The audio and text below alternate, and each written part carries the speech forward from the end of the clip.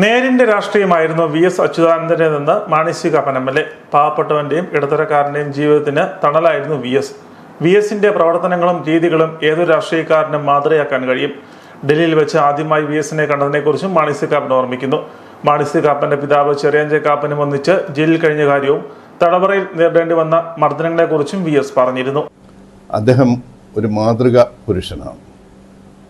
അദ്ദേഹത്തിൻ്റെ പെരുമാറ്റങ്ങളും അദ്ദേഹത്തിൻ്റെ രാഷ്ട്രീയ രംഗത്തെ പ്രവർത്തനങ്ങളും ഏതൊരു രാഷ്ട്രീയക്കാരനും മാതൃകയാക്കാവുന്ന ഒന്നാണ്. ഞാൻ ആദ്യമായി വി.എസിനെ കാണുന്ന ഡൽഹിയിൽ വെച്ചാണ്. അന്ന് സുരേഷ് കുറുപ്പ് എം.പിയാണ്. അദ്ദേഹം ഡൽഹിയിൽ കേരള ഹൗസിൽ താമസിക്കുന്നുണ്ട്.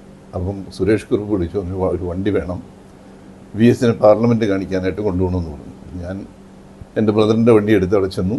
അദ്ദേഹത്തെ കൂട്ടി പാർലമെൻറ്റ് കാണിക്കാൻ സുരേഷ് കുറുപ്പിനോടൊപ്പം പോയി. അന്ന് അദ്ദേഹം എന്നോട് പറഞ്ഞു, തൻ്റെ അച്ഛനും ഞാനും ഒന്നിച്ച് ജയിലിൽ കിടന്നിട്ടുണ്ടെന്ന് പറഞ്ഞു. 2006-ലും 2011-ലും പാലായിൽ LDF സ്ഥാനാർത്ഥിയെ മത്സരിച്ച മാണി സി കാപ്പന്റെ തെരഞ്ഞെടുപ്പ് പ്രചരണത്തിനായി എത്തിയ വി.എസ്. അച്യുതാനന്ദൻ തന്റെ ജയിലനുഭവങ്ങൾ പ്രസംഗത്തിൽ പരാമർശിച്ചിരുന്നു. ജയിലധികൃതർ കെട്ടിയിട്ട് മർദ്ദിക്കുമ്പോൾ കോൺഗ്രസുകാരനും അഡ്വക്കേറ്റുമായ ചെറിയാൻ ജെ കാപ്പൻ അദ്ദേഹത്തെ അഴിച്ചുവിടാൻ ആവശ്യപ്പെട്ട സംഭവം വി.എസ്. പങ്കുവച്ചിരുന്നു. അദ്ദേഹത്തിന്റെ ഓർമ്മകൾക്ക് മുമ്പിൽ ആദരാഞ്ജലികൾ അർപ്പിക്കുകയായിരുന്നു മാണി സി കാപ്പൻ. അന്ന് കോൺഗ്രസ് അധികാരത്തിൽ വരും എന്ന തോന്നലുള്ളതുകൊണ്ട് കോൺഗ്രസ്സുകാരായ തടവുകാരെ അങ്ങനെ ഉപദ്രവിക്കില്ലായിരുന്നു. ഇദ്ദേഹം ഒരു അഡ്വക്കേറ്റും കൂടി ആയിരുന്നതുകൊണ്ട് പല സംശയങ്ങളും ചോദിക്കാനും പല പേപ്പറുകൾ എഴുതിക്കാനും ഒക്കെ ഫാദറിൻ്റെ അടുത്ത് പോലീസുകാർ വരുന്നത് വി.എസിന് ഓർമ്മയുണ്ടെന്ന് പറഞ്ഞു.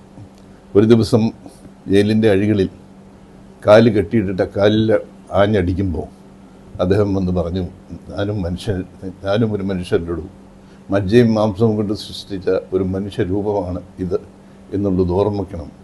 അഴിച്ചുവിടാൻ പറഞ്ഞെന്ന് അഴിച്ചുവിട്ടു. അന്നത്തെ അടിയിൽ നിന്നും എന്നെ രക്ഷിച്ചതാണ് ഈ സ്ഥാനാർത്ഥിയുടെ പിതാവ് എന്ന് പറഞ്ഞത് ഇന്നും എൻ്റെ മനസ്സിൽ ഹൃദയസ്പർശിയായി തട്ടി നിൽക്കുകയാണ്.